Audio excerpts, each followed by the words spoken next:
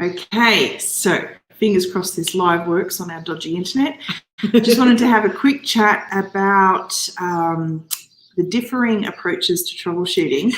I'm involved in a community that is really going hard and fast on getting a lot of technology set up, and a lot of people are coming across little glitches and issues, and it just sort of made me realize that there's quite a few different approaches to how to sort of deal with technology. And I've realized that I have probably more of a troubleshooting mindset, as in if something doesn't work for me, I will go back kind of step by step. And I know that Nat has a completely different mindset when it comes to troubleshooting. So I just really wanted to kind of like chat about it because it's not just that each and every one of us are different, but I think there is an element that we can all learn about troubleshooting, especially when it's, well, actually, let's just start. Tell me about what happens to you when you come across a little glitch or something's not working for you in the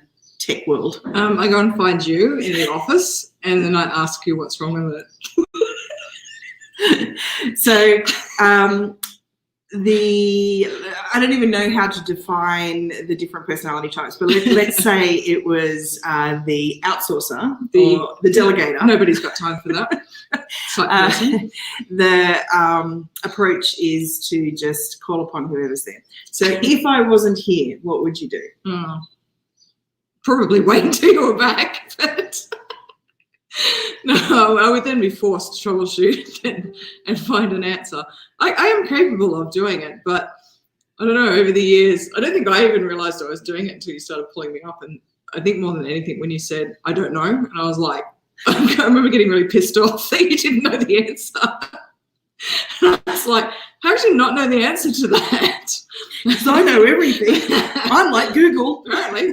So for a long time, I think you appeased me, but then you started saying, I don't know. And then you started getting really pissed off when I pulled you away from what you were actually doing so that you could troubleshoot for me. And I was like, oh, okay, this is probably not working so well now. Maybe I need to be a little bit more of a sleuth. Well, I think what it came down to for me was I would just sort of say, oh, okay, I would drop everything and then start helping you. But if I didn't know exactly how to do the steps, then I'd have to go and research and find go that whole going backwards in order to find the steps of where something might have gone wrong or what was happening. Yeah. And I was like, okay, now this is actually taking a lot of my time. I started to realize it was a bit unfair. But my natural tendency is to actually just go and ask somebody because, I don't know, I just can't be bothered sitting there trying to figure it out. So with the people that are involved in the Slack group that I'm in, and I do see, this kind of like, I understand it. It's like that knee-jerk reaction goes, bang, this has gone wrong. So you go straight in, you ask the question, I can't get this working, or how does this work? And I just sort of wanted to kind of like explain how it happens for me. So instead of just going and asking how to do this or something, the first thing I would do, particularly in the Slack group that I'm in, is maybe search to see if somebody else has asked. That's probably like the first step, is sort of, has anybody else asked this or anybody else had this issue? So that would be kind of the first step I would do. And depending on what the issue is, sometimes I'll just kind of go backwards through what I've done, whether I'm following steps or whatever. And don't get me wrong, I can still get really peeved when something doesn't work. And sometimes I do want to throw the computer out the window. But I think that, I don't know, it's just a different makeup. I think it definitely is a different approach to things. But I find like I'm like that with most things. I would just go and ask for help, like rather than sit there and try and figure it out. To me, that's a waste of time. Unless I'm absolutely forced to do it. So I would rather just get it's almost like this impatience. I want the answer right now. And so I will go to somebody that I feel would have the answer and just ask them rather than go searching for it and getting lost in that. Well, you do know that you can just ask Google as well. Yeah, I have had to resort to that a few times. But and YouTube is another great. I know, I'm definitely capable of doing it. And if you weren't around or you didn't know the answer, but you're my go-to person for it. Yeah. Okay, so you're very lucky. All right. So the purpose of just talking about this was actually to, I guess, maybe try to suggest if you're in a community or a busy kind of learning environment and there's lots of people showing up with different issues on the technical aspect, is maybe just do that first step and go and search to see if somebody else has had that problem and see if they've been already provided a solution.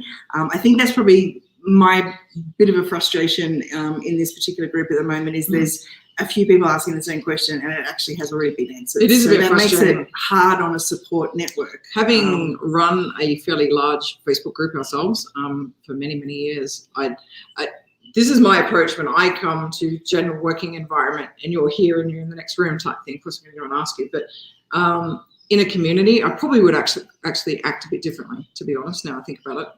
I would actually go and search in the search bar, if it was Facebook or Trello, wherever you are, it's like, and actually to see if that question had been answered before, because I remember how repetitive the same question was over and over again in our community, and it was like, for crying out loud, just look up the answer, like it's already there, it's been answered about 50 times.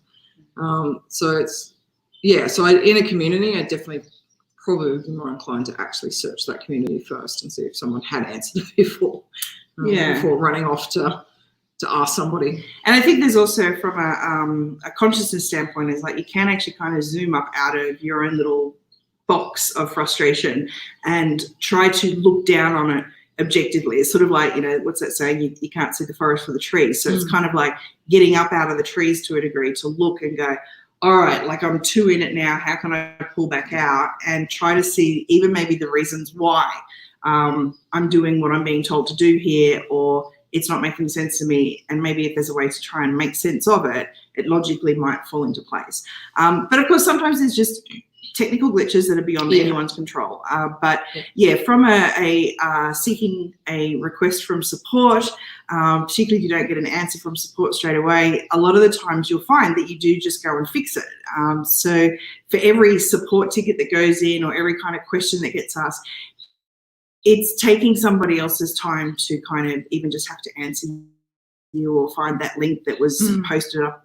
It just delays you anyway. You might as well try and troubleshoot it yourself. That's how I got to in the end. It was like, oh, I might as well try and figure this out for myself, because otherwise I'm going to wait 2 days to get an answer, and I really don't want to wait that long. Yeah, my impatience kicked in the other way. So it was like, oh, I can do this, and I'm much better at it now, I must admit, having done it several times now.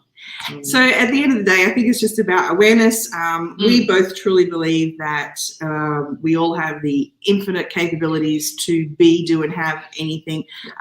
So even if it doesn't look like we know what exactly to do, we have the ability to find out ourselves. So maybe just try and help alleviate any pressure that's on community members or support ticket systems or whatever it is, and give it a go. You might surprise yourself as well. Yes. So thanks for watching, and we'll come back and have another chat about life in lockdown and technical learning.